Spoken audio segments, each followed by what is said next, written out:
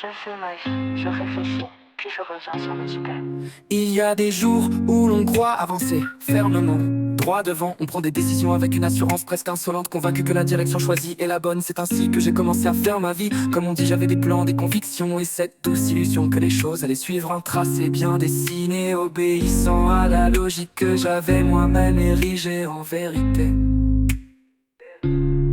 Je voulais être libre, tracer ma route, loin des attentes, des traditions, des obligations tacites. Je voulais écrire, voyager, comprendre le monde sur les carcans. Je refusais l'idée d'un destin linéaire.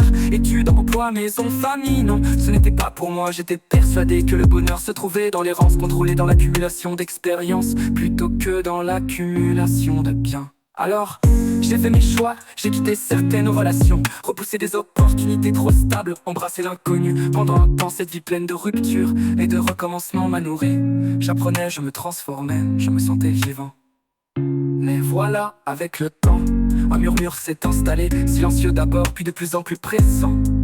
Il disait: et si tu t'étais trompé, pas nécessairement sur tout, mais sur l'essentiel, sur cette idée que le mouvement valait toujours mieux que l'ancrage, que le doute était plus noble que la certitude. Je me suis alors arrêté, non pas brusquement, mais comme on lève le pied en approchant d'un virage. J'ai regardé en arrière, j'ai vu les routes que j'avais refusées, les ponts que j'avais brûlés, les visages que j'avais laissés derrière moi. Certains choix avaient du sens, d'autres, avec le recul, semblaient guidés par une peur déguisée en courage. Peur de l'ennui, peur de l'engagement, peur de devenir ordinaire. C'est là que la réflexion devient nécessaire, non pas pour se juger, mais pour s'ajuster, car revenir sur ses idées, ce n'est pas trahir son passé, c'est l'honorer. C'est admettre que la vérité d'hier n'est pas toujours celle d'aujourd'hui, et que l'on grandit en osant changer d'avis.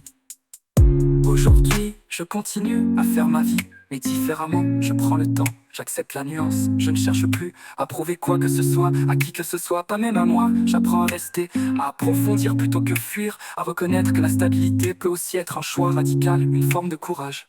Et si je devais un jour revenir à mes anciennes idées, je le ferais aussi, car ce n'est pas l'opinion qui compte, mais la sincérité avec laquelle on l'habite. Faire sa vie après tout, ce n'est pas construire une ligne droite, c'est danser avec ses contradictions, ses métamorphoses, ses retours.